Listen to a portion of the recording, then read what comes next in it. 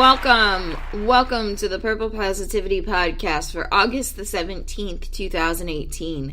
I am your host, the amazingly adorable Rebecca Thistle, podcasting to you live-ish from my new used desk in my apartment, which I call Jeffrey Thistlework. Yas.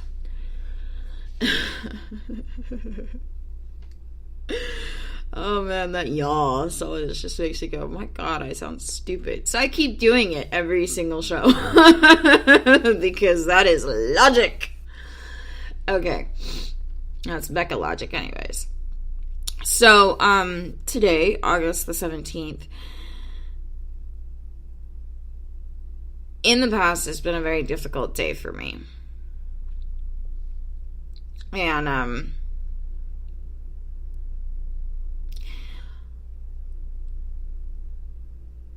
I'll explain why in a minute, but over the past 3-4 years, something like that, every morning that I've woke up on the 17th of August, I've just been angry and sad and just hurting in pain.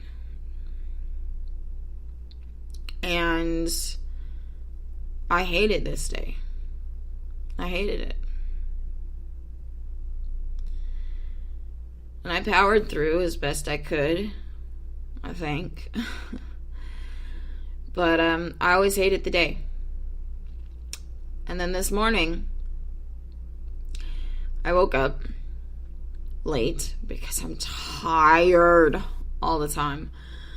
But I woke up this morning and I went, I'm not angry. I'm not sad. I'm not in pain. There's a saying that people like to repeat when you're hurting. And that saying is, say it with me, time heals all wounds. And that's true. But Dr. Phil, don't look at me in that tone of voice. He sometimes has some interesting things to say. But Dr. Phil likes to add to that and say it's not about time healing all wounds, it's what you do with that time. And I may not have done consistently the best thing with the past 4, 5, 6 years. No, really 5 years. But,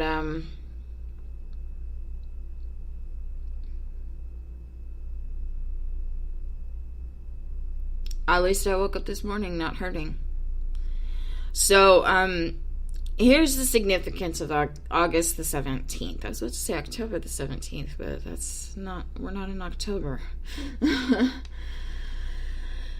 Anyways, back in 2012, August the 17th was the day that I officially started a relationship with the man who fathered my son,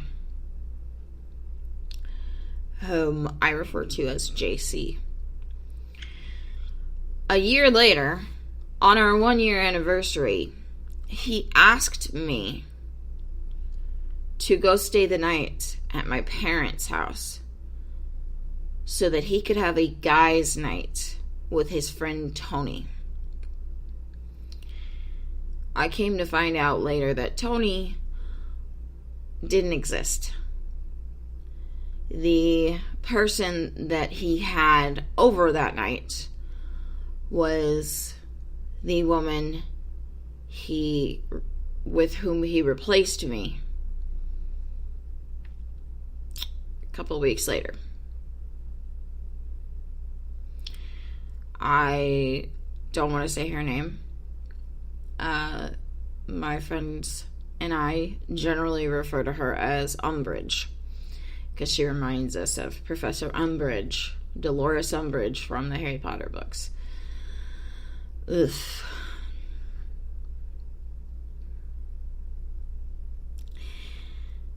And I mean, as I look back on the memories, yeah, I'm getting upset. I'm getting angry.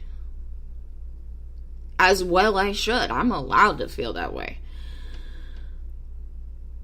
The funny thing is I tried to look back on this earlier this morning, and I just went, I don't fucking care. What does it matter? You know, in a weird roundabout way,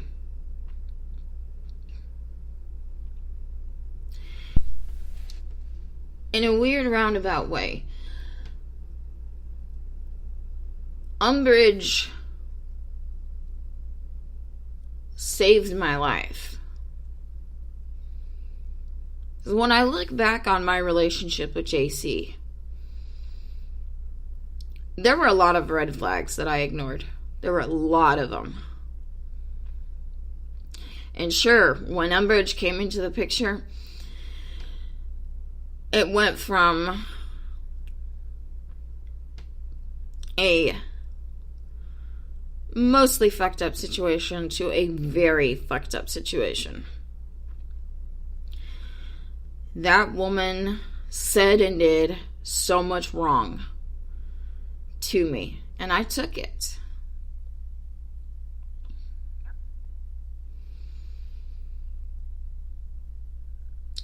But by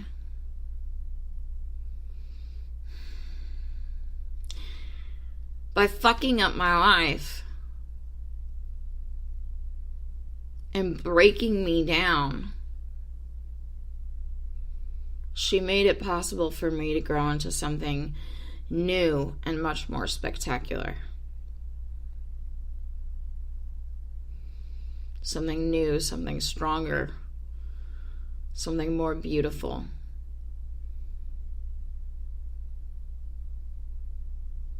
And I mean, my life isn't perfect right now, believe you me.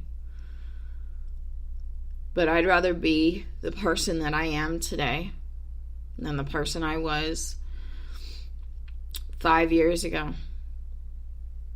Or even the person I was 6 years ago, when JC and I first started our relationship.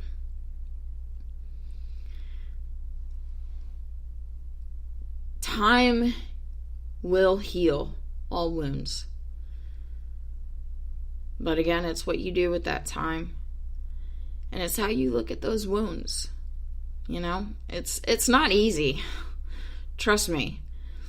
I can't tell you how many times I've looked back on these memories and I've gotten angry and I've started crying and I think the worst of it is the self-deprecation. Because my go-to response for years was to look back and say, oh my God, Becca, how fucking pathetic were you? How fucking weak and pathetic were you? And you know what? That's not the point. That's not the point.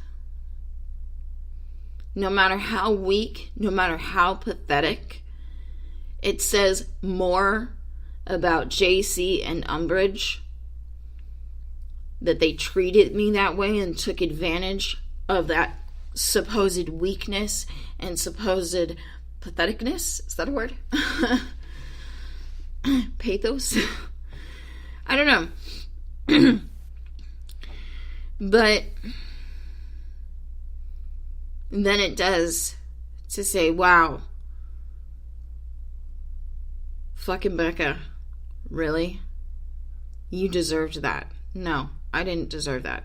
I believed I deserved that. This is what this goes back to what I say every week. Create what you deserve. Go out there and create what you deserve. Believe that you deserve it and then create it. Because I believed that I deserved to be treated like that. And so I allowed myself to be treated like that. And because I allowed it, I created that as a reality. That sounds really weird. But that's the truth. That's how it works. Fucked up? Yep. Absolutely. I didn't deserve that in reality, but I believed I deserved it.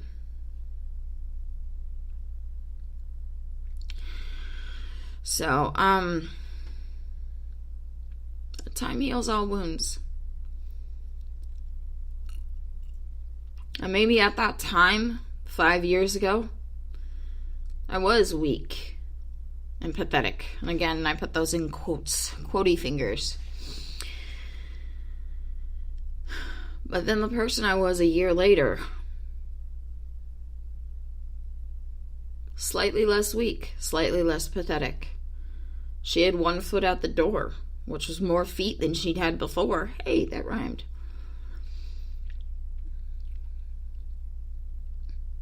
And then about a month and a half later, she got both feet out the door. I'll tell that story another time. And 2 years after this happened, the person I was in 2015,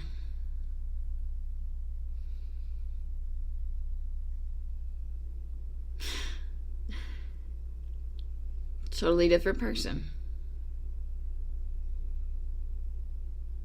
Not perfect, still struggling, but totally different. And here I was in 2016.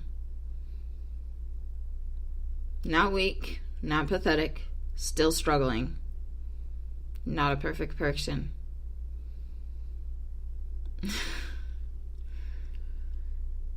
And every year, I've gotten better. I've gotten stronger. I've grown. I've evolved. So that this morning I woke up and went, oh yeah, it's August the 17th. Cool. Huh. You know? And suddenly it doesn't matter anymore that this happened 5 years ago.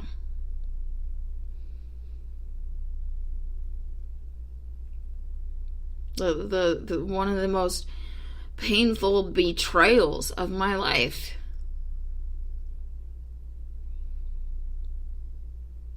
Suddenly just doesn't matter, you know?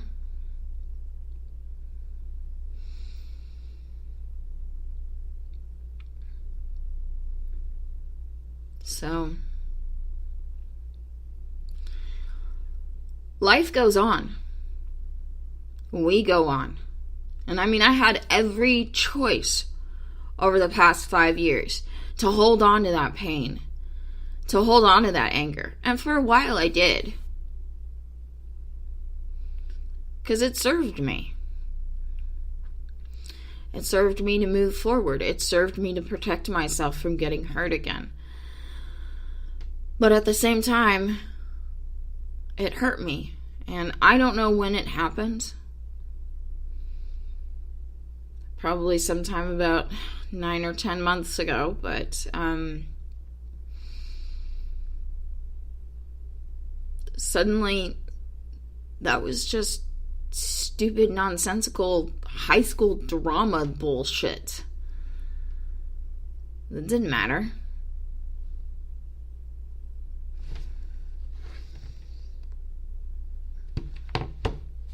It still doesn't matter.